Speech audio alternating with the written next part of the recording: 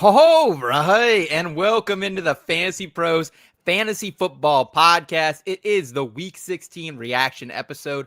Semi-final matchups, they are rounding out, and we're here to recap all the action from the weekend. I'm your host, Seth Woolcock. As always, helping us break down the biggest injuries of the weekend is the GOAT sports medical professional on the internet, product of Stanford and the Harvard University, orthopedic sports surgeon, and the founder of Sports Med Analytics, Dr. Deepak Chona. Deepak, thanks for joining us, not just tonight, but every Sunday night this season. How are you tonight, friend? I'm doing well, man. It's we're still out here in Houston recovering from a little bit of a shock yesterday, but otherwise fantasy teams are cruising along. So let's do it. Glad to have you in the saddle. We're also joined by a guy who, for a moment yesterday, I was concerned we're going to have to send a welfare check on. Yinzer fan, Longhorn diehard, the incomparable Scott Bogman. How are semifinals treating you, Boggs? Not so great. I mean, I'm doing okay in them. Home league is a big question mark. Yeah. I'm moving on in 2, but I had 7, and I'm definitely down in 3. A couple are not looking good, but maybes, you know, the Monday night miracle, the Sunday night miracle, something like that could happen. But I mean, I'm still alive in a couple spots for next week, but it's not as good as it could have been, especially if the Steelers would have won. But at least I'm still here today. That is nice. After yesterday, after my pro teams and college teams that I haven't missed watching live in years and years and years were playing at the same time, I thought my head was going to explode, but we're all here. And I feel bad. You know, Seth is going to have to light a candle at the altar of the God of stat corrections here, because he was down like 1 point or a half a point in his Dynasty league to go to the ship as the games ended tonight. So let's get that stat correction for you. Light a candle. I appreciate it, man. Devon Achane almost came through for me with that 50-yard gainer at the end. I'm like Boggs. I had a lot of semifinal matchups rolling. I made it to the finals in 2 of them. However, my opponent on the other side, my fiance and both. So little rivalry in the house, but still money coming into the home. So happy about it either way. I hope everyone had a great week 16. Let us know below in the live chat or in the comments how you and your fantasy teams did heading into the semifinals weekend. Before we get going, I also wanted to thank the Fantasy Pros community for tuning in. We've got a loaded program for you. Injury recap with Deepak, plus game breakdowns from all 13 games played this weekend. If you are hanging out here on YouTube, please give this video a thumbs up if you enjoy this type of content. Plus, subscribe to the channel if you are new. Looks like we got some people hanging out with us in the chat already, saying they started Jonathan Taylor. They're ready to go. Everybody who started JT is going to be here for sure. Yes. They're in a good mood. Yes, absolutely. A couple of people saying Brian Robson Jr. cost them their season. It was tough. It was tough out there, guys. Yeah, a lot of JT love in the chat. Let's go. Let's go. All right. Well, let's go ahead. Let's turn the page. Let's talk about some of the unfortunate injuries that happened today, Deepak, starting with your Houston Texans wide receiver Tank Dell, who suffered a significant knee injury yesterday. Very scary scene. Got hit by a teammate once again in the leg. Caused one of those images where his leg kind of appeared to be going the wrong way. Deepak, was this as bad as it looked to the untrained eye? Yeah, unfortunately, I would say the early evidence here is that it probably is as bad as it looked, in the sense that the leg was basically crooked. It suggests that they said he did dislocate his kneecap, but along with that, he probably tore other ligaments in the knee, particularly the ACL and MCL are very much at risk with the way he fell. Now, all of this kind of to say when the knee is that unstable, they want to monitor the leg, make sure the circulation and the pulses and that sort of thing are going well. So that's probably why he went to the hospital yesterday. And the fact that they released him today suggests that everything went well with regard to that. The question now is, what are the sort of injuries, the combination of injuries, and therefore what is the treatment? Typically, if it is a multiple ligament type of issue, it's going to cost him probably about 15 months to return, which would put next season basically a wash. Now, I don't want to sort of state that I know this for a fact, but just based on the video, it certainly does make you suspicious for that. What does his career outlook like, Deepak, if this is he's missing the entire 2025 season? Didn't really look like himself for a lot of this second sophomore season after a great rookie year that was cut short due to a broken leg as well. What does this kind of look like for Tank Dell's trajectory from an injury standpoint? Yeah, I mean, he can probably get back to where he was, but it typically takes a full season of return. So guys that have come back from multi-ligament injuries include Nick Chubb, now twice. J.K. Dobbins has done it, and Javonte Williams recently did it as well. So, you do see a dip in these players, but then eventually it looks like most of them can get back to their level. So it probably takes really a full year after he returns to expect that, though.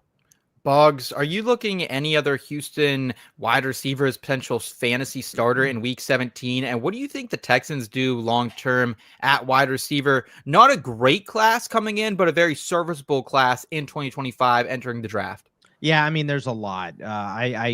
They can draft someone, they can re-sign Stephon Diggs, they can get a free agent. So there are ways the Texans can replace Tank Dell. John Mechie is an option as well. Yeah. In terms of starting for championship week, I don't think I'm going to trust anyone not named Nico or Schultz or Mixon, obviously, on the Texans right now. So especially short rest, Wednesday game against Baltimore, not great. So probably just going to be Nico for me. Yeah, shout out to Tank for at least holding on to that touchdown. Ooh, I mean, the nerves you got to have are, you're a gritty receiver, so we appreciate that. T's and P's out to him. Hope for a speedy recovery out of the second-year wide receiver. Philadelphia Eagles quarterback Jalen Hurts, he suffered a concussion.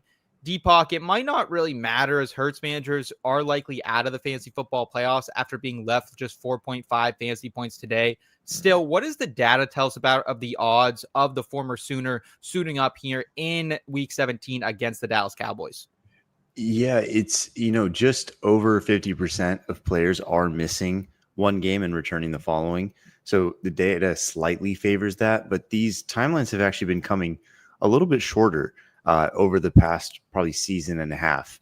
So he has a chance. You just have to kind of follow the reports on this one and see in terms of his progression, but data slightly favors him missing this next game. Boggs, how much do you downgrade A.J. Brown or Devonta Smith if it's our old pal Kenny Pickett under center for the Birds next week? Yeah, I mean, they have to take a bit of a dip, but they're still fairly startable. I mean, Pickett only threw to A.J. Brown in this game. I think he had 15 And the targets. defense a couple times, but yeah. Well, that's Kenny Pickett. So Devontae Smith also had some targets, but Calcaterra had nothing. They handed the ball off a lot. I just think Saquon is probably going to get a ton of carries because it's against a bad Dallas rush D as well. So, yeah, probably going to be a lot of Saquon next week if there's no Jalen Hurts. Going to the running back position, Arizona Cardinals running back James Conner injures his knee in this game. Obviously, he's no stranger to injuries. It's happened most of his career, Deepak. What do you think happened to the former Pitt Panther here? And could Arizona realistically shut him down for the rest of the season after being eliminated from the postseason with their loss to Carolina today? Yeah, I mean, it's certainly a bit of a judgment call in terms of whether to shut him down when the season's essentially over. The video looks like his knee sort of hyperextended or bent backwards.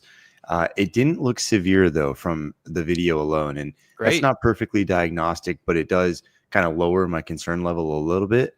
My suspicion is he'll probably try to return next week, but if not, would probably be able to the following. Are you firing up a different Arizona running back? We've seen DeMercado out there. We've been clamoring to get Trey Benson going at some point here. Deepak, are you excited to start an Arizona running back if Connor is out next week? I think it's just such a volatile spot. And if you're starting someone meaningfully, you're probably looking at like the fantasy playoffs. So I don't think I can be firing those odds on Trey Benson. Boggs, do you feel similar? Yeah, I mean, it's James Conner or bust there. They've got the Rams next week. If Connor's not up, hopefully he is. There's probably not a back that I'm starting for the Cards. Okay, fair enough. Potentially maybe 2025, a better year for Benson in that backfield. Atlanta Falcons wide receiver Drake London injures his hamstring.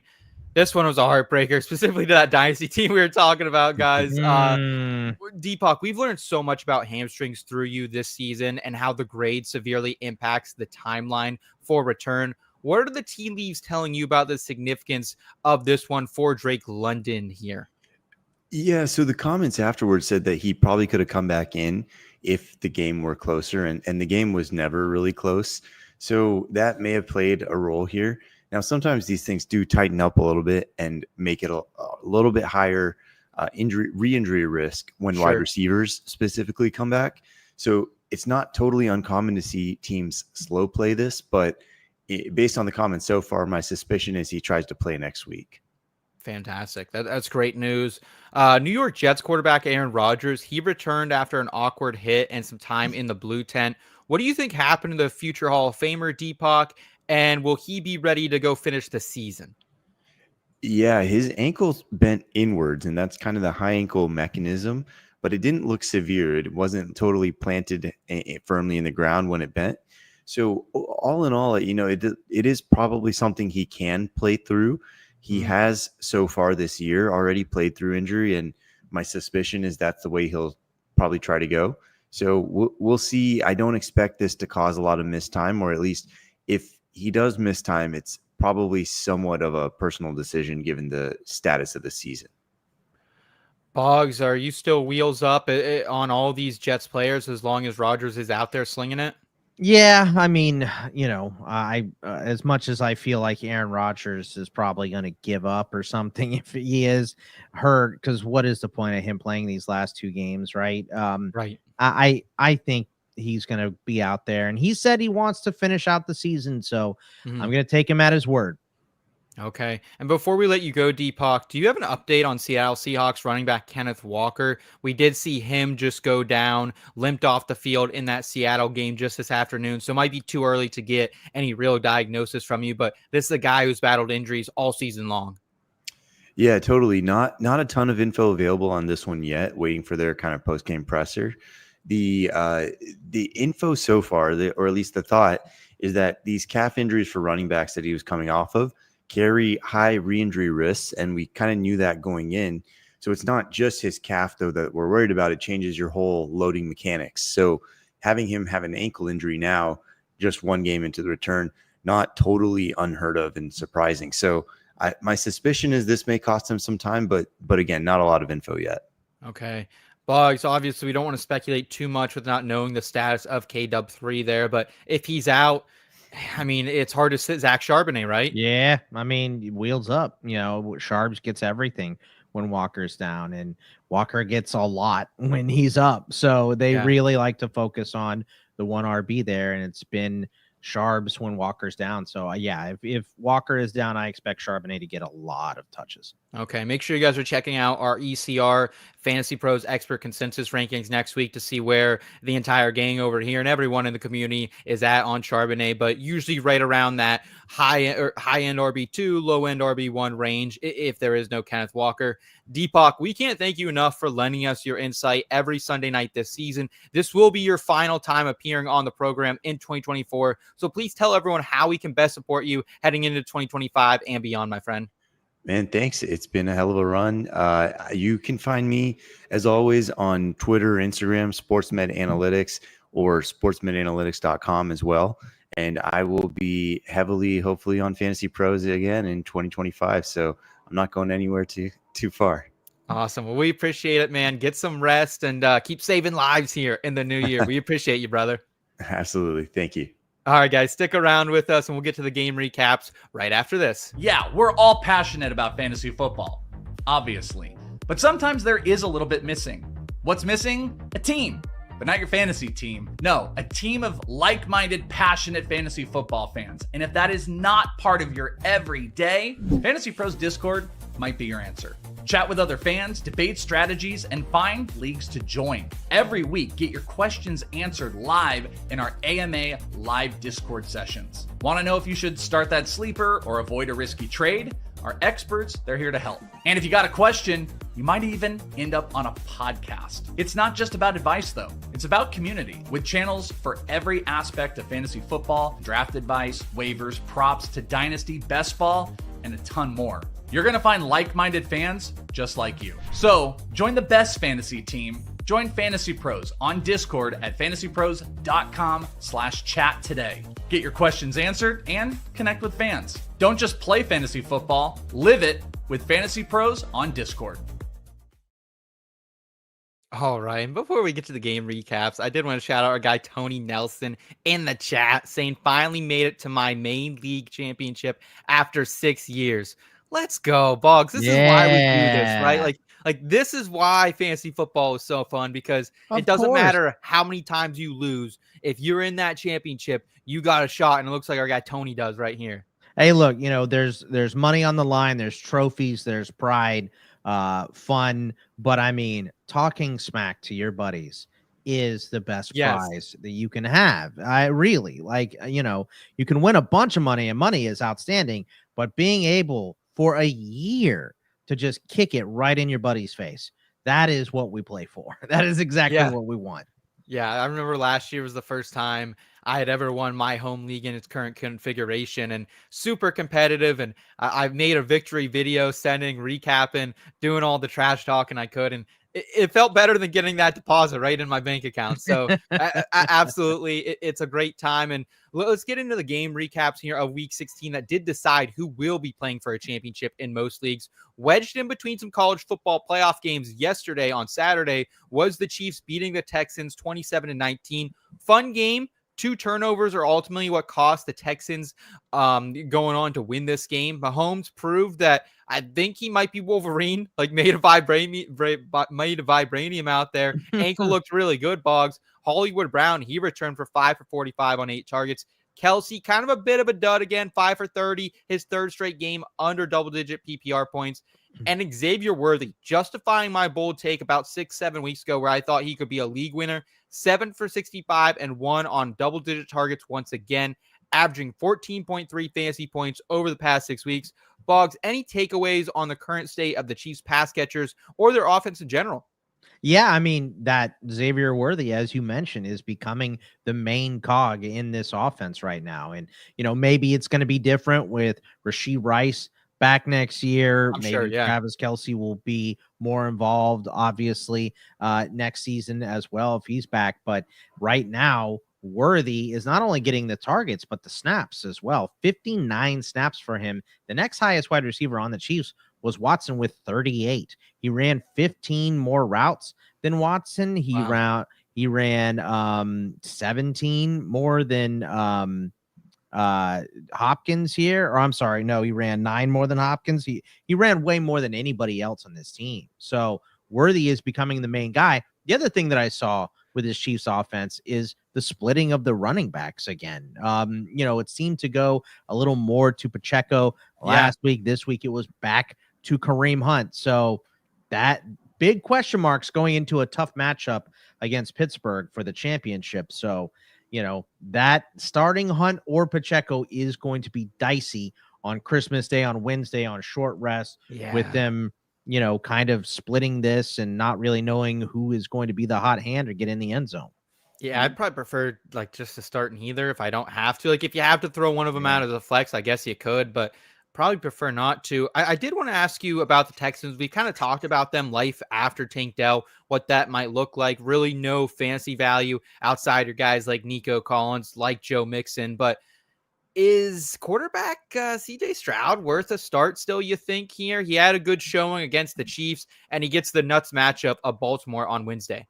Yeah, I mean, Baltimore could be a good matchup. We've seen that secondary play poorly. They were good this week against our Steelers with, out our best wide receivers. So we'll see what that looks like. But yeah, Stroud is kind of a question. We did see Schultz get a touchdown and a couple more targets after Dell went out as well. So I think Schultz is the guy to get a bump here, if anybody. Obviously, Mechie in playing time and Hutchinson got a decent amount as well. So I don't know why I keep saying Mechie. It was Hutchinson that got the bump here. And Robert Woods, Bobby Trees saw a little bit of action as well. Also on Saturday was the Baltimore Ravens beating our Pittsburgh Steelers 34-17. Ooh. Yeah, Baltimore outgained the Steelers by 103 yards. A big part of that was Derrick Henry, the king, going for 162 yards on 24 carries. Zay Flower, 5 for 100. Mark Andrews found the end zone once again. 9 touchdowns in the past 10 weeks for Andrews. I know everyone wanted to quit him early in the season, but if you held on, he's performed nicely. Steelers offense continues to look nerfed without George Pickens. I think we've said that on this program for a few weeks now. Boggs, any thoughts on this game or the fantasy players involved? I mean, Lamar finally looked good against Pittsburgh, right? So if you're kind of in that decision, then Lamar was great. So hopefully you didn't bench him. We'll see. I mean, Derrick Henry, a beast, probably carrying you to your championship. If you started him, Zay was great as well. And on the Pittsburgh side, I know you saw it, and we saw it. It was way more Jaylen Warren this week, and I thought that fit because I figured they were going to have to pass a little bit more. But I mean, it was significant this week. Not only in the touches, right? The touches weren't that big a deal. It was 12 carries to 9 for Najee. Najee didn't get a catch, and Warren had 5. But the snaps, it was 40 for Warren and 17 for Najee. Wow. So it looks like late in the season, the Steelers are kind of slanting more towards Jaylen Warren getting the ball. And I think that is the right move because Najee really loves to run into the back of the offensive lineman a lot. I mean, I know a lot of holes collapse. The line needs work, but Najee just not making the right decision too many times. Had that fumble last week as well. And Tomlin does punish a player when they fumble. So we saw a lot more Jaylen Warren this week. This is another game where I'm probably not starting the running backs for Pittsburgh next week against the Chiefs unless I have to, right? Like it's hard to handicap them because they're going to split the work. And if the Steelers are trailing to the Chiefs once again, which we're kind of expecting if Pickens isn't 100% of this one, I just don't like the outlook for either, man. If you had to start Pacheco, Hunt, Najee, or Warren, who are you going with there? I'm going with Warren. Really? Yeah. I think so. Man, probably a Chiefs running back, but maybe that's our Steelers fan in me. I understand that. I just think I I just think Jalen will get the most snaps out of any of those guys. So. Very well could. Well, my last question on this game to you is Lamar your QB1 for 2025? QB1 this season so far, just scored another 20.5 fantasy points this week. It feels like it's really been him, Josh Allen, and Jaden Daniels that are really those difference makers at the QB position. So is Lamar your QB1 for 2025, Boggs? I think it's probably still going to be Josh Allen, but okay. it's going to be a tier of Josh Allen and Lamar. So, Burrows look great as well. I know he has to be way up there, but I've been on Lamar since he came out of Louisville, and same thing with Josh Allen at Wyoming. And I was the guy that drafted Burrow over CMC in a super flex that got me a lot of flack, and I made it to the semifinals. So lost to the Cincinnati fan, Jeff Erickson, one of my buddies over there. But I had Burrow. I was hoping Burrow could beat him, but he had Higgins. So Higgins had a decent game before coming up lane there. But yeah, it was those will probably be my group next year. Okay, speaking of the Bengals, let's get into Sunday's action in the jungle, where the Bengals do beat the Browns 24-6. They move to 7-8. They keep their postseason hopes alive slightly. Everyone in Cincy continued to eat for fantasy purposes. Chase Brown, 13.9 fantasy points, a little bit down compared to what he's been lately, but still serviceable. Jamar Chase, 22.4 fantasy points. T. Higgins, 19.8 fantasy points for the second straight week. The Browns, meanwhile, led by Dorian Thompson-Robinson, had just 273 yards of offense, 3 turnovers. David Njoku, he saw 10 targets, 8 for 66 on the day. Jerome Ford, though, really the winner out of Cleveland, I would say 24.1 fantasy points without Nick Chubb, who suffered that broken foot last week, 11 for 92 and 1 on the ground, 5 for 39 on 5 targets through the air. However, DTR starting really came at the expense of one player who's got us this far, Jerry Jeudy, just 2 for 20. Boggs, is Jeudy back to the pine for fantasy championships next week against the Finns? Yeah, I don't know how you could start him after seeing what DTR did this week, and with Stefanski also saying that DTR is the starter next week if he's healthy enough. How could you start Jerry Jeudy in crunch time, right? Especially when most of Jerry Jeudy's production in his career came with Jameis Winston. It wasn't just like, oh man, he's been great and DTR ruined him. Nah, Jameis made him good. I think we can say that. So Jerry Jeudy probably overrated. We definitely did that. And look, Cincinnati's defense still providing for fantasy, right? Like Jerome Ford had a 66-yard run to start. He didn't do a lot after that. Right. Got in the end zone. That was nice. Also added some, dump off catches from DTR. But since he provides for fantasy for sure. Probably Njoku if you need a tight end next week. Jerome Ford, probably a mid to low end RB2 for you. Yeah, I think so. Probably right. Okay. Yeah, that sounds good. And I got to wear a little egg on my face here as well when we're speaking about the Bengals, because I was actually kind of low on Joe Burrow coming into this season, Boggs. Just the wrist injury. It's an injury we hadn't seen at the QB position on the professional level in quite some time, if not ever. So I was actually drafting Kyler Murray over Joe Burrow this year, which huge mistake on my part, and I think the industry as a whole here. Yeah, I think that's what we get into when we start knocking guys just for injury. Like the skill is still in there. So if Joe Burrow can hold up, he's going to be good, and he is. He is really, really good. That defense is really, really bad, and they have to pass the ball to stay in games. And you have the best wide receiver in the league on that team, Jamar Chase. So became the first ever Bengal with 1,500 yards receiving in this game. So all-time leader in us for a single season, and they've had some good ones in Cincy. So Chase is just super impressive, and him and Burrow work together. And I feel like I was the only one saying I'm not done with Burrow, and I hate the Bengals. So I think he's gonna be a pretty expensive buy next year. Before we continue, I did want to remind everybody that if you want a chance to win a signed Jackson Smith-Njigba Seahawks helmet for free, courtesy of our friends over at pristineaction.com, all you need to do is head to fantasypros.com/contest, Complete the form and either A, download the Fantasy Pros My Playbook app, B, leave a review for this podcast, or C, follow us on X, Instagram, or TikTok at Fantasy Pros. The more actions you complete, the more entries you're going to receive. And we'll be announcing a winner right here on the podcast. So if you're watching here on YouTube, be sure to subscribe and turn on those notifications so you can be alerted when new episodes are up and to claim your prize. All right, in Atlanta, the Falcons dismantle the New York Football Giants 34-7. We saw the starting debut of rookie Michael Penix Jr., 18 for 27, 202 yards, and an interception, if you want to call it that.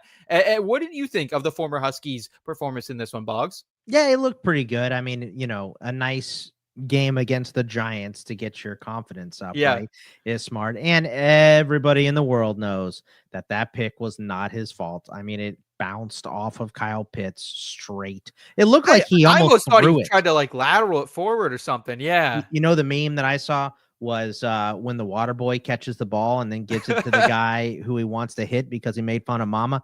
That's the one that I saw of Kyle Pitts a bunch. So Penix looked pretty good. He was hitting Drake London a bunch early, found Mooney open on some nice ones as well. And it helps to have Bijan back there eating up 22 carries as well. So not bad for Michael Penix debut. I don't think we're really downgrading any of these Atlanta pass catching options with Penix, maybe even upgrading them a little bit based on what we saw from Kirk Dizzler over the last month or so. Yeah. I would, Kirk, it looked not healthy. He was clearly not healthy. So you had to make a move to a different quarterback, regardless of if it was your first round pick or just your backup, because of how Kirk just could not move. So with him looking good like this, we don't downgrade any of these targets because they're probably better off with Penix now than they were with 50% of Kirk Cousins or whatever percentage you wanted to give him. It was bad. Yeah. And once you were also losing that confidence as a quarterback where you don't want to step into your throws because you're not certain that you're missing a defender out there on the defense or you're not seeing something correctly, it's tough. It's a tough game, especially for someone like Kirk who he's not mobile anymore, right? Like he was always a bit of a statue and now even more so. So hoping the best for Kirk Cousins. We are hearing some reports that he might be getting cut this offseason. So hey, maybe the Steelers give another, $1 million quarterback a run. What do you think? I heard they're going to give Russ the 3 years, 100 that Mayfield just got. So I don't know about that, but that's a program for a different day. The Giants in this game, they feel like one of the easiest teams to handicap their players. Malik Neighbors is always like 7 for 68, 7 for 72, something like that. Go 7 for 68 today. Tyrone Tracy just 7 for 26 on the ground, but did catch a great toe tap touchdown in the back of the end zone, finished 4 for 43 and 1 through the air. Anything to add for the Giants? Because I feel like the last 6 weeks it's been Neighbors, Tracy, or bust. Yeah, I mean, look, maybe in a super deep league, we're talking 16 to 20, Wandale could be an option for you. But with Drew Lock out there, the offensive line bad, they're basically packing it in. You don't want to start Giants that aren't named Neighbors or Tracy. That's it. I mean, I wish we had more to speak on them. I wish Daniel Bellinger was looking good in replacement of Theo Johnson here. I wish Drew Lock was coming out here slinging it so we could get a guy like maybe Jalen Hyatt involved, or maybe Singletary was a goal line back for a team that scored a lot. That would be nice. But we have what we have with the Giants. And so it's Neighbors and it's Tracy and nobody else. Let's go, Drew Lock. Come on, buddy. Let's put some good tape on film here. The rest of the season. Meanwhile, he's going to be an analyst pretty soon. I think he's a personality. He could be on. Yeah. Hey, maybe at Fantasy Pros we send him a little offer. Maybe get him in here some days. You can give you a little Sunday night off. What do you think? Yeah, it's fine by me. He's a backup. Way more. It's like it's like, is it the Progressive or the State Farm commercials? It's like when you need a backup. Oh yeah, that's Drew Lock for us. Can he come over and get my wasp nest too? That'd be great. Him and Colt McCoy. In the Windy City, the Lions took care of business, beating the Bears 34-17. This was a spread I think I should have hit the Lions on. It felt a little short for what they've done, but defense been really banged up. The offense didn't give a damn this week. 475 yards on offense for Detroit. Big gains for Goff outdoors when a lot of people were fading him. 23 for 32, 336 yards, 3 touchdowns, 25.4 fantasy points. And each major pass catcher, whether it's J-Mo, Amon-Ra, Sam Laporta, they all found the end zone. So are they all must starts against the 49ers on Monday Night Football in week 17? Obviously, Gibbs, he continued to eat here without Monty as well. Yeah, and Gibbs had a lot of snaps as well. 45 of 65. He ran 20 routes. Craig Reynolds was in there for 10. They gave Jamar Jefferson, the former Oregon State running back, 5. Sione Vaki, 5 as well, snaps. So it was all Gibbs, which is very nice to see if you're rostering Gibbs. I saw someone earlier in the chat said, I'm in 3 and I made all 3 on the back of Gibbs. So that was very nice. Yeah, and the Niners are a good matchup. We saw them in a weird matchup with the Dolphins today. Well, of course, we got to check weather reports and everything, because Jared Goff, as our boy Pizza Pia loves to say, is an indoor cat. But looked like he was getting along okay with those outdoor cats today. He was doing fine. So, not going to call him an indoor-outdoor yet, but this was a good game outdoors in the cold against Chicago. No weird weather either. So, yeah, they have to keep passing the ball and putting points on the board because this defense is so banged up. And, the Niners are out of it. Maybe you get a lack of want or whatever. Well, we saw players just quit on him a couple weeks ago. So yeah, I don't think that's the case for most NFL players. I think if you're out there between the lines, you're giving it your all. So I think that I think that these Lions are the guys that you want to start right now, and everything is clicking and they need it. The Bears were out of this game early, but the wide receivers all still got to double-digit points before Rome Odunze fumble. He finished right in that 9-point range. Keenan Allen, 9 for 141 and 1 on 13 targets for 29 fantasy points. Odunze, 4 for 77 on 7 targets. DJ Moore, 7 for 68 on 10 targets. How are we ranking these wide receivers against Seattle on Thursday Night Football, Boggs? Keenan Allen, over 20 fantasy points in 4 of his last 5. We were writing this guy off like 6 weeks ago, and he's been wide receiver 9 over the past month. Yes. Well, again, any game outdoors in December, week 17, we're looking at weather reports first. So haven't seen anything quite yet here. But yeah, look, I guess the experience that you're giving Caleb is go out there and throw it 50 times because they never ran the ball, right? They just don't run the ball. It's all passing, 40 pass attempts again.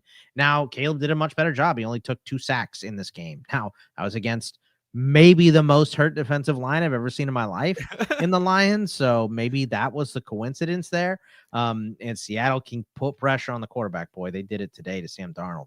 So we'll see. But yeah, I mean, these guys are going to keep getting targets because this is what the offense has been ever since Brown took over. It's all passing, barely any running. Yeah. And they also had their left tackle get hurt today too, which isn't good for Caleb holding onto the ball. So we'll see. But I think the offense is showing us right now it is volume passing.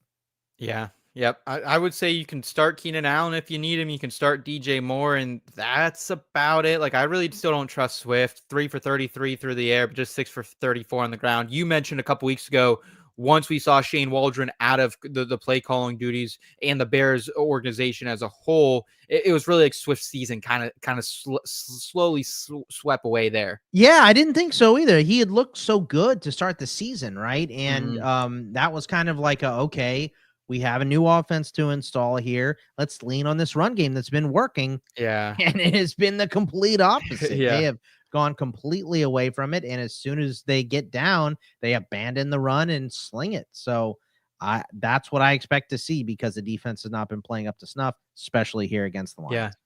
We had a huge upset in Charlotte where the Panthers get the win 36-30 in overtime. Counts the Cards out of playoff contention. Yes. Congratulations to the Panthers for playing spoiler once again. They have been in games recently. They slightly outgained the Cardinals in this one, but they did have a turnover-free game, which is an accomplishment for Bryce Young. 32.5 fantasy points for Chuba Hubbard, 25 for 151 and 2 on the ground. Add another 4 for 13 in the air as well. Adam Thielen got the job done, 5 for 43 and 1 on 6 targets, 15.3 fantasy points. Boggs, a few things on Carolina here I want your opinion on. A, Are Thielen and Chuba must starts next week against Tampa Bay? And where are you drafting Chuba next year with potentially no Jonathan Brooks for at least the majority of the season once again? Yeah, I mean, they're going to have to add somebody because I don't even know if you can continue to count on JB long term. This is 2 major knee injuries in back-to-back years, barely any carries as well. So just very tough for JB, and the continuation of his career is going to be an upward climb for sure. So I think they'll add somebody, but it's working with Chuba, and they signed him to an extension. This is their guy moving forward. And I think Bryce is their guy too. He's looked great, especially in this game, and especially down the stretch. You can see his confidence growing. He took a big hit, got up with a big grin on his face because he completed the pass. Like, you can see the confidence growing in him. And hopefully we're going to see Alabama Bryce Young here pretty soon, because that's what it's looking like. This was, they still don't have, Thielen is older. Deontay Johnson didn't work out, so they're probably going to add some talent to this wide receiver core as well. The tight ends are working well in tandem with Tremble and Jatavian Sanders. Really what they need is fixes on defense. So I think this offense looks pretty good. I think Chuba's going to be their guy next year, and they're probably going to add somebody, but I would not count on that somebody. I know they like to run 2 guys, but when Chuba is running this well, and we said this about a bunch of backs before, I didn't think I was going to say it about Chuba. We just didn't realize how bad the offense was there last season, but they're giving everything to Chuba, and it's hard to take your best player off the field, and he is the best offensive player right now. He could be a top 50 pick probably next year, I'd say, wouldn't you think? Absolutely. Yes, for sure. And you're obviously starting him next week against Tampa Bay. Same with Thielen, or is Thielen kind of still in that flex wide receiver 3 range for you? Thielen is more questionable. We're definitely starting Chuba, but I mean, it's a good matchup against the Bucs, so I'm probably rolling him out there. He's been great since coming out, and I was kind of a little leery on it. Our boy, the Welsh, was all over Adam Thielen coming back, so shout out to him, and it has been absolutely working. And you do think that from a dynasty perspective that the Panthers are sticking with Bryce Young, or obviously this QB class kind of has dried up a little bit. Drew Allar's coming back to school. He could have been a potential like late first round, early second round guy. Quinn Ewers, your guy down in Texas, potentially also coming back to either play for Texas, North Carolina, Big Ten school. We don't really know yet. But there are quarterbacks out there that could go on day 2, day 3. Curtis Rourke from Indiana is one that kind of comes to mind. Do you think maybe the Panthers grab a guy like that? Or do you think, and you sell Bryce Young high in Dynasty here? Or do you think you just stay back and, hey, I might have a starter for 2025? No, I mean, I think maybe you grab a backup. I'd prefer to have a veteran, than a young guy backing up. But you got to give him another shot. This was his first year in Canales as well. And remember, he lost a job fast, and then he got it back late. So I think a longer look is definitely deserved for Bryce Young, and I don't think they're going to make any massive move in the offseason. Okay. I don't think they're not going to go get Kirk Cousins and let him fight it out in camp or anything like that. It's just going to be BY and, like a Trubisky or someone of that mold behind him, maybe Justin Fields. Yeah. That's not a bad call there at all. For the Cardinals, can you start anyone rest of season aside from Trey McBride? They'll play next Saturday against the Rams. It's been tough sledding, man. Like, realistically, we have Connor who's banged up now. You already said you didn't really like any of these running backs. We saw some Michael Carter today, some DJ Dallas.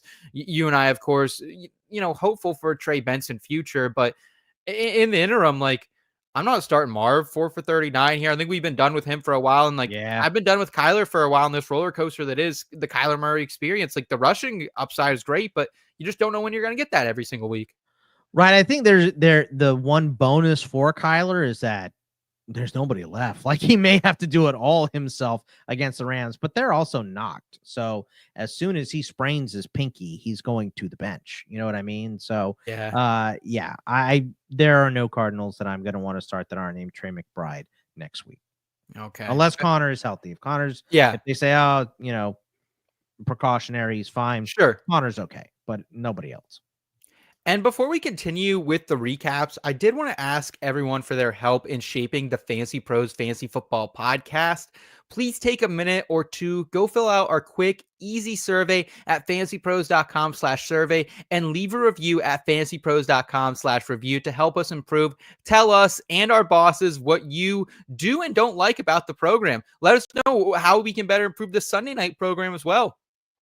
What don't you like that Boggs and I do? What do you like that Boggs and I do? We want to know it all. We appreciate the support. Thank you so much for listening all season long. Again, fill out the survey at fantasypros.com/survey and leave a review at fantasypros.com/review. Help make this program, this entire channel better. We can't thank you enough for all the support so far this season, but make sure you guys are helping us out by filling out that survey. And despite some late game heroics from Mason Rudolph, Christmas almost came early there for Tennessee. The Indianapolis Colts hold off the Titans to win 38-30 in Lucas Oil Stadium. A-Rich passed just 11 times through just 7 completions for 131 yards, a touchdown, an interception. But the run game, his legs really helped him get going here. 20.2 fantasy points for A-Rich.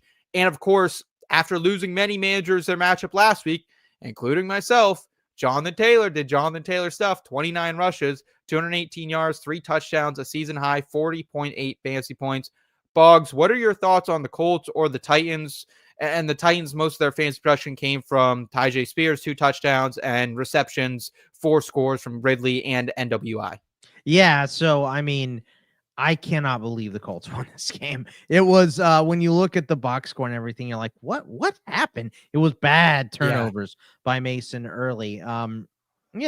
Just the stuff that the Titans are used to this season. If it's not Will Levis getting the turnover, then it's Mason Rudolph, I guess. So a couple terrible turnovers early. We saw JT really, I mean, you saw after the drop before crossing the line, which cost people championships. I mean, I know in my home league, there was a guy that got stat corrected who wouldn't had to worry about a stat correction if JT just holds on to the ball. So, he wanted to make up for that, and boy, did he. But do you know how many times A-Rich passed the ball in this game? 11. I know. Crazy. 11 passes. This is not sustainable for the future. So I feel like I question A-Rich more than I question Bryce Young right now. Not in terms of fantasy production, because A-Rich has the wheels, of course, and he had them here, and this is what put him over 20 points, as you mentioned. But just moving forward, like, how confident is Shane Steichen and the Colts or are they going to be about A-Rich and his future as a quarterback in this league? So this is a team where I would go, ooh, yikes. If Kirk Cousins is sniffing around, maybe that's not good. You know what I mean? For A-Rich's future. We'll see. But Taylor was huge here. Downs got in the end zone, so he was nice for you. Pittman, another dud with A-Rich. I think Pittman has a lot to offer, but not with Anthony Richardson. And then on the Titans, I think the big thing that we saw there was more Spears. Spears had 37 snaps to 24 for Pollard. I think Pollard's not healthy. I think you're right. And also this team has said from the beginning of the season, we're going to ride the hot hand, and Spears is the hot hand. Pollard's banged up, right now, and Spears is looking good. So I would expect next week to see more Spears. Yeah, I'm with you there. I mean, coming out of Tulane, I've always liked Spears. I think he's a talented running back. I think he's better in the pass catching role than people give him credit for as well. So hopefully you can see more of that. I think as far as fantasy championships going, like, you can roll out Ridley if you have to. You can roll out Pollard if you have to. And, like, is that really it from the Titans and the Colts? It's really just JT. And if you need to start at quarterback, Richardson, right? Like, am I forgetting anybody? Chigakonkwo has been big 2 weeks in a row with Mason. So if Mason Rudolph is still the guy, he is his safety blanket right now is Chigakonkwo. He had 11 targets, 8 for 81 in this game, and he had a big game last week as well. So that's a guy that if you're just looking for a tight end for championship week, maybe you have someone you don't trust, or you're just giving yourself options for Sunday. Chig is not a bad pickup right now. Okay. In perhaps the quickest game of the season, let alone the week, the Rams beat the New York Jets 19-9 in MetLife Stadium. I don't know if you saw this, Boggs, but this game was like a quarter ahead of everyone else because they were just running the ball so much. The Rams had just 110 passing yards via Matthew Stafford, but it really didn't matter if you're a Kyron Williams manager. 23 for 122 yards and a score on the ground. Puka also had 8 receptions for 56 yards, on 9 targets. Cooper Kupp, though, just 3 for 23, 3 targets. Is it Joe over for Cooper Kupp being a startable fantasy asset this season? He has scored under 6 fantasy points in 3 of 4 games, Boggs. I mean, they're in the dome this week against the Cardinals. So I don't know if he's completely cooked. I mean, in terms of trustability, yeah, it's tough, and it depends on who's on your roster and everything. So I will say that until he retires, I have a hard time counting Cooper Kupp all the way out. So maybe I'm just being a Cooper Kupp apologist here a little bit. And also I'm not rostering him in too many spots, so he hasn't cost me personally. So maybe I'm looking at this with rose-colored glasses and everything, but I like Stafford at home. I don't, I liked him in this matchup and he didn't come through for me. But yeah, I think this was a weird, cold game. We also saw Quinn Williams out for the Jets. The Rams knew they're going to be able to run the ball at that point. So that's what they did. And that's what, it's kind of all they have in New York as well. Breece Hall looked healthy. He looked much, much better. So we love to see that. Isaiah Davis and Braylon Allen are back to not mattering because it was all Breece Hall. It was, of 52, or excuse me, of how many snaps it was? 69. He had 53 snaps. Allen had 10. Davis had 10. So it's back to wheels up for Breece Hall. He looked good. Devontae and Garrett are both startable as well, as long as A-Rod is the QB. Mm-hmm. So it's kind of status quo here. Kupp is the big question, right? Because Nakua gave you floor this week. It's not what you wanted. It's what you got. It's kind of the low end that you expect. But Kupp eating these donuts is not great. I just assume that they're going to be able to pass the ball a little bit better at home. Would you rather start Adam Thielen or Cooper Kupp next week? Thielen's playing Tampa Bay. God, I could not believe we're at this point. I think I still have to say Kupp, but Thielen's been better, so I understand. What about Ridley? Ridley's going to be against Jacksonville in that poor secondary. Ridley over everybody there. Okay. Yeah. Okay. Good to know kind of where you are. I'm excited to see what the expert consensus rankers as a whole think this week. I bet you they'll have Thielen in there for sure. Okay. They're not too forgiving when you put up 2 duds in the playoffs for a guy like Kupp. So absolutely. Recency bias is real in the ECR. And it should be. Yeah. What'd you do for me lately? That's right. Let's go ahead. Let's round out the early afternoon slate where Jaden Daniels might have just sealed the Rookie of the Year award with 5 total touchdowns, including a game winner against the Eagles, giving the Commanders a 36-33 victory, 34.4 fantasy points for the LSU Tiger product. Terry McLaurin got in on the action, 5 for 60 and 1 score on 6 targets. But Brian Robinson, as we pointed out in the chat earlier tonight, Boggs, he really cost a lot of people with his worst game of the season, 10 for 24. 2 for 17 through the air, but 2 fumbles, 2.1 fantasy points. How much do you trust the Commanders' assets next week? Yeah, I mean, they're at home. They were at home here too. I don't know, man. Like, it should be a better matchup. Philly is hard. Philly is a hard team to play. And even, they came away with a win here. And I know Jaden Daniels went crazy against this defense and everything. They were obviously not 100% on offense with Kenny Pickett in there. So, B-Rob's going to be a tough start after this dud. And you kind of have to wonder, like, does Washington pull him a little bit more, and maybe spread the love out? I don't think they're going to, he's not getting benched, obviously, but 2 fumbles, that's bad news. Well, we saw some Chris Rodriguez and some Jeremy McNichols as well in this matchup. Yeah, exactly. So, I think B-Rob's going to be okay, but Jaden Daniels, we're starting T-Mac, we're starting the usual suspects for Washington. B-Rob costing us really sucks, but if you still made it, and next week it's against Atlanta, it's a decent matchup. So I'm not going to hate B-Rob after one terrible performance. Yeah. But it might cost me. I put Sam Darnold in over Jaden Daniels, and I had B-Rob in my lineup as well. So I got the bad side of this entire game. I should be more bitter than a lot of people, but I know B-Rob's still a really good running back. Yes, absolutely.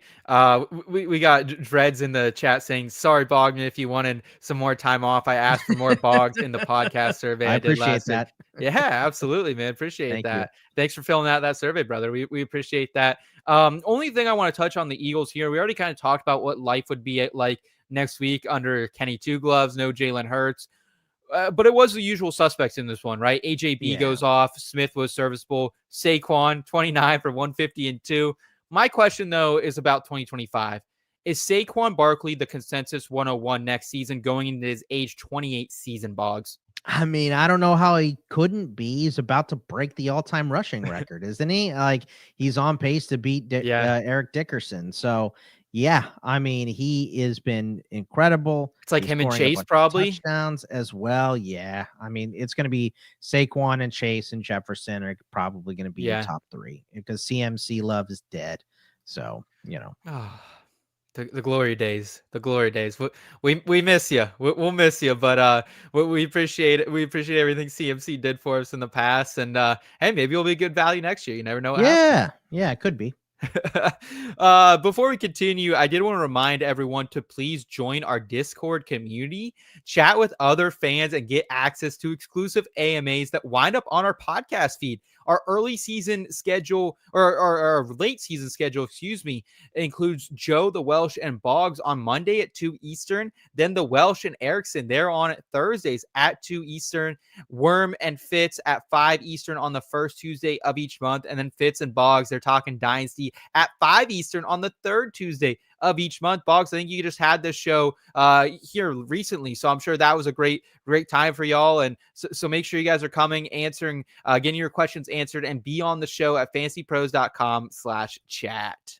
Gonna come back pretty soon, I believe in January as well, the Dynasty show. Love it. Love to hear it. We'll also have some NFL draft coverage over here on the Fantasy Pros YouTube channel. So make sure you guys are sticking with us throughout the offseason because football and the game never sleeps over here at FP. Let's keep it moving into the late afternoon slate. The Vikings pull one out 27-24 against the Seattle Seahawks. This was a really fun game, man. This was super fun. Sam Darnold kind of struggled early, but put it together for 3 touchdowns coming by way of our guy, Justin Jefferson, of course, 10 for 144 and 2.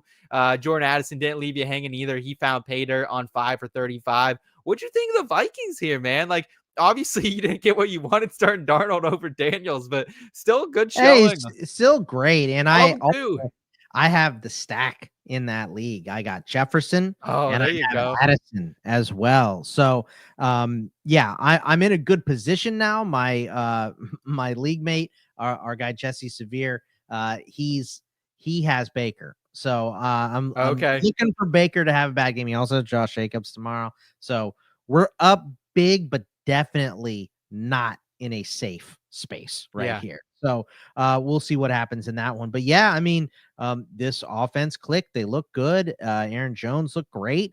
Jefferson got his. Addison got his. The only one that was really disappointed for the Vikings was Hawkinson. Yeah. So the rest of their offense looked good. It was nice to see Geno out there with the knee injury looking good. Did look a little gimpy at the end. He took a hit. We'll see if that was anything more than a bumper bruise. But you talk about a team that abandoned the run. 43 passes for Seattle. Ken Walker had 8 rushes. Charbonnet had 1. Yeah. He had just as many as Julian Love, Geno, and JSN. Kenny McIntosh had more than him. We were bailed out. Ken Walker, people were bailed out by 8 catches if you have him in a PPR. That was nice. JSN got a touchdown. Metcalf, zombie Metcalf gets you a touchdown now that it probably does not matter at all. So not like lots of nice offense in this game. A couple pieces were down, but pretty good here.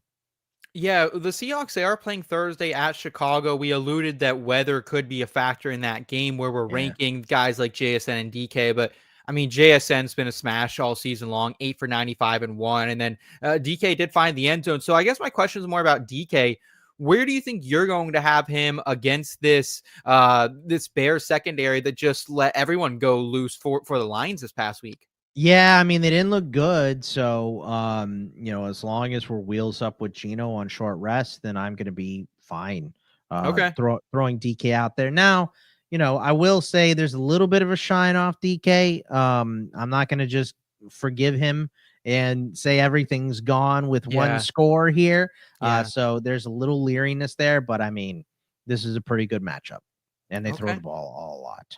Okay. Love to hear that. Let's go ahead and keep it moving here with the Bills winning in Orchard Park 24-21 over the New England Patriots. Drake May came out firing in this one, finishes 22 of 36, 260 yards, 2 touchdowns, and an interception. Ramondre got going late, found the end zone eventually, but we did see a lot of Gibby in this one as well.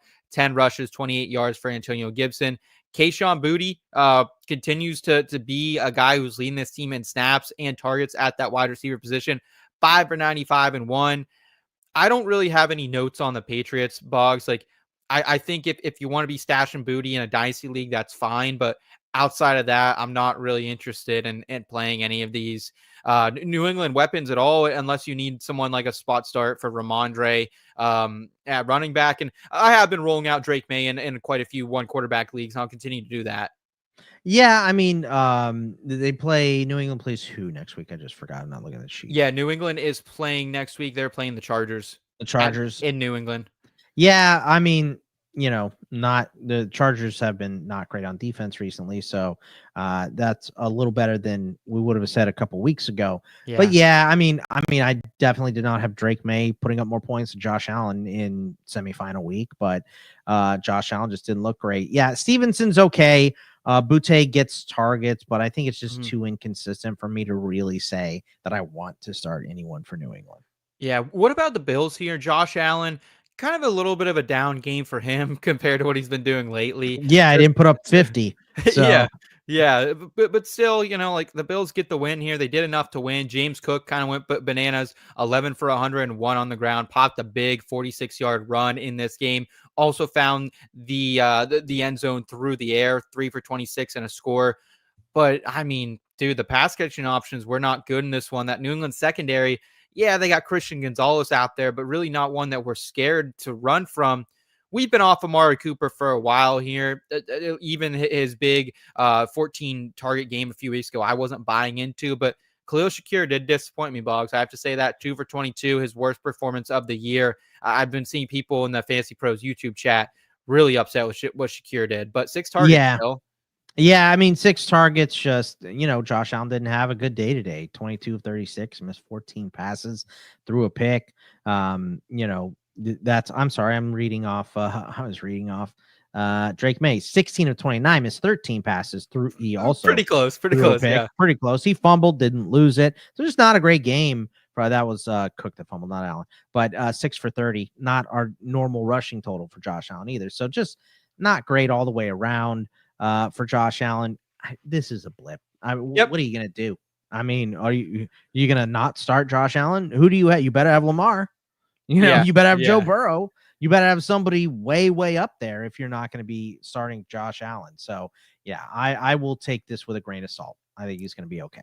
Are you rolling out Shakir next week against the Jets? To me, it's like him.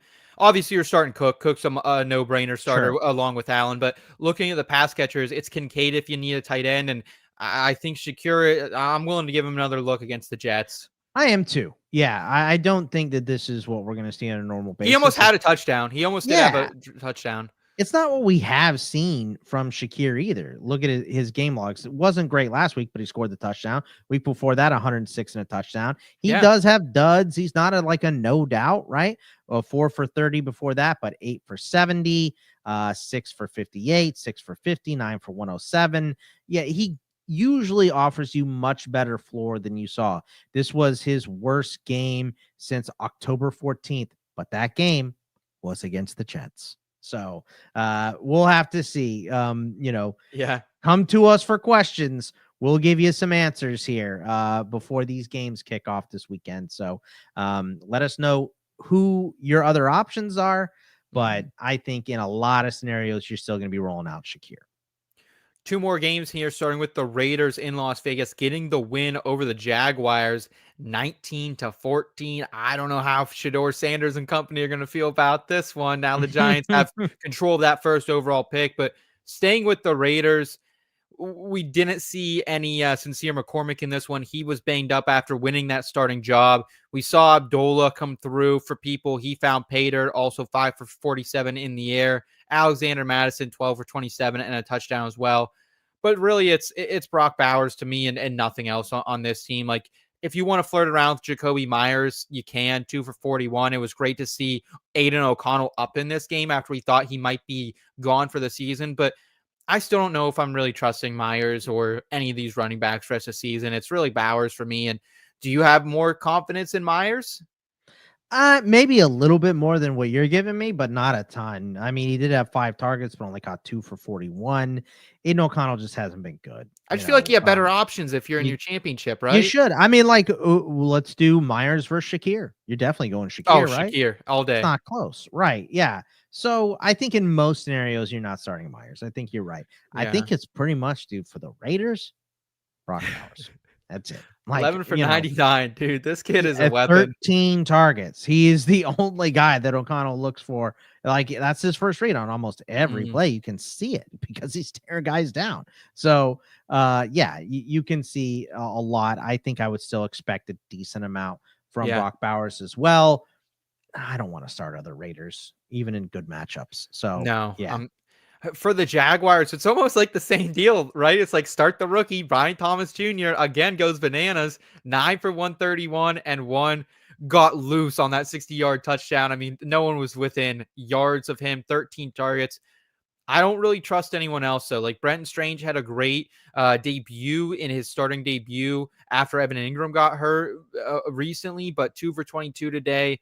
Parker Washington was around 6 for 54, but and good luck diagnosing this run game from the Jaguars. Last week it's Bigsby. Last week it's ETN. This week it's Bigsby. Who knows? Flip a coin. I mean, good God, it's every other week for these guys. It's super annoying. I can't stand it. So yeah, it is. Brian Thomas, Brenton Strange fumbled after his enormous game last week. I'm sure people picked him up. 4 targets, 2 catches for 22 and a fumble.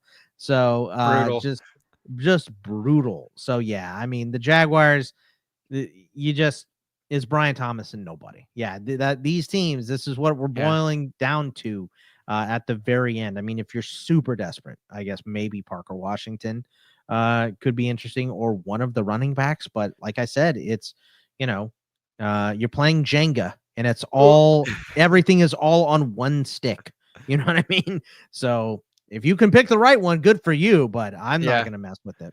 I think you might have more luck going to your local casino and racetrack and betting ostriches. Honestly, if you really want to get crazy with it, than trying to pick whether you start Tank or ETN each week. Like, it's kind of where we're at right now, Where are they racing? They're racing ostriches in Pennsylvania? Oh, they do. Yeah, right up the road in Harrisburg here. Yeah, a couple times a year, my friend. You can bet I'm there. I got a couple tickets on that occasionally. I'm sure there's weirder stuff. I mean, they have like fish races and stuff here in Texas. But oh wow, okay. Yeah, there's the ostriches. I mean, I don't know.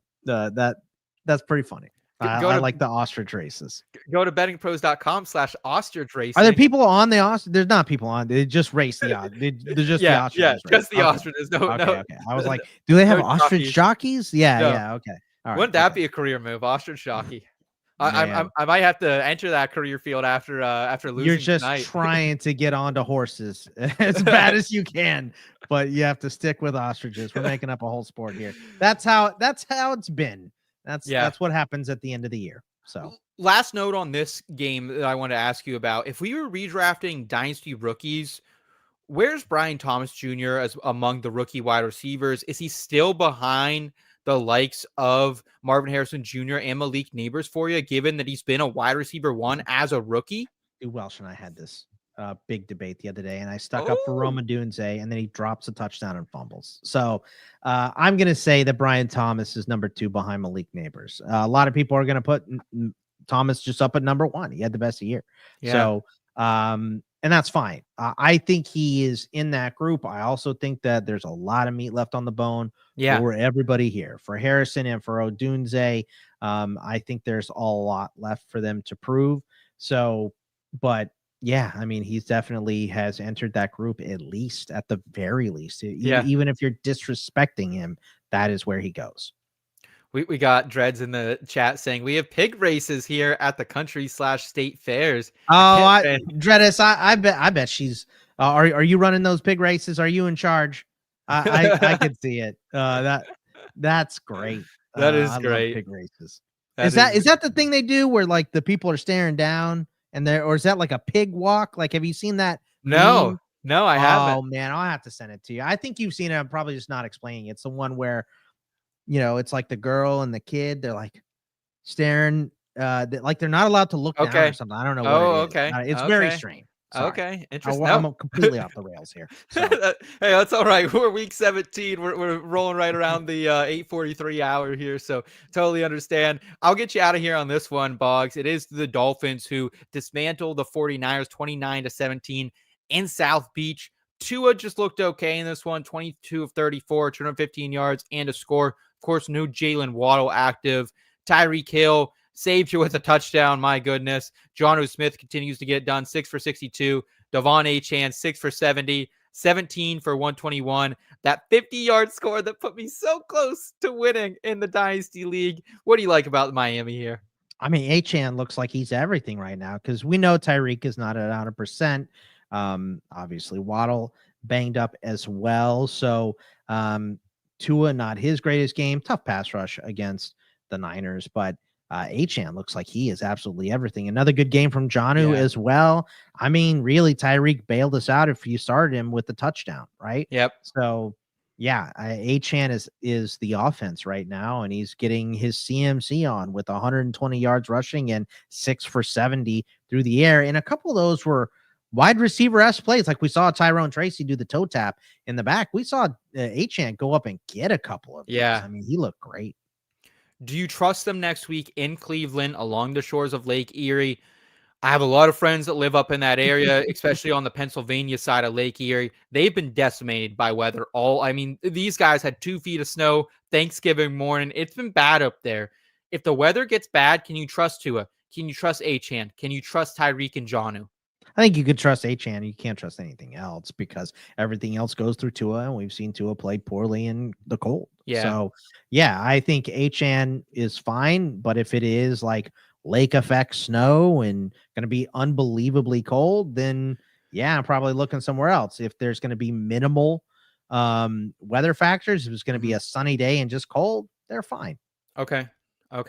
How do you feel about San Francisco moving forward? Obviously, I feel like their offense just is not the same when they don't have a formidable running back, even someone like Garendo or Jordan Mason out there as well, because just 81 rushing yards on the day-to-day. Debo 25 of them, Brock Purdy at 26, Patrick Taylor complete dud for you, just 1 reception and just 24 yards on the ground. Kittle continues to doing Kittle things all season long, 8 for 106, and Jennings 4 for 51. I think we're kind of disappointed with that based on what we saw from Jennings earlier this season.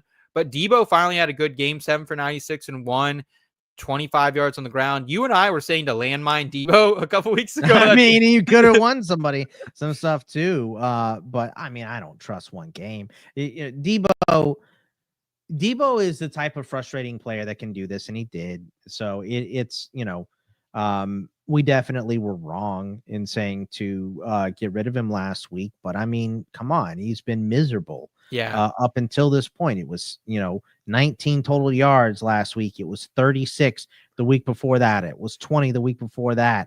It was 21 the week before that. It was 21 the week before that. You have to go all the way back to November 10th, the last time he was over 50 yards.